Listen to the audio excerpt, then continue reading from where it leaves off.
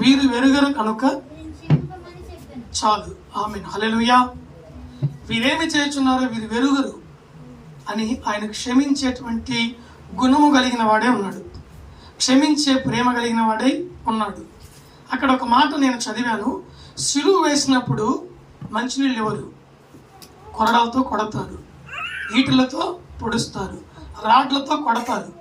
ఈయన అలాగేం చేయలేదు, ఓన్లీ కొరడా దెబ్బలు కొట్టి సిలువకు అప్పగించినప్పుడు ఆ ఎర్రటి ఎండలో ఆ భయంకరమైనటువంటి శ్రమ ఆయన పొంది పైన ఉన్నప్పుడు కుడివైపున ఒకరు ఎడం వైపున ఒకరు దొంగలు ఉన్నారు, కింద ఉన్నవారేమో ఆయన్ని అపహాసిస్తున్నారు. అర్థమవుతుంది ఈ మాటలు? ఏళన చేస్తున్నారు, ఆయనపై ఉమ్మి వేస్తున్నారు, పరిహాసం చేస్తున్నారు. ఏం చేస్తున్నారు? పరిహాసం చేస్తున్నారు.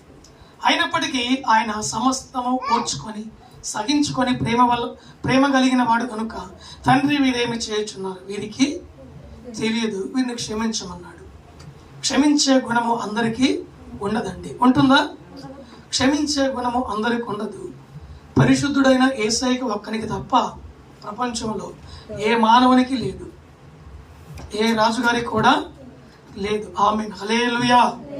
మొట్టమొదటిగా ఆయన శిలువ మీద పలికిన మాట వీరిని క్షమించమన్నాడు. ఓకేనా? మనలందరినీ కూడా ఆయన క్షమించాడు. ఏం చేశాడు? మనం పాపంలో ఉన్నాము, మనము రోత జీవితంలో ఉన్నాము, లేదంటే ఆయన అపహాసించాము, ఏళన చేశాము, ఇవన్నిటిని కూడా భరించి వీరిని క్షమించమన్నాడు. మనం క్షమించబడ్డాం. రెండవ మాట చూడండి.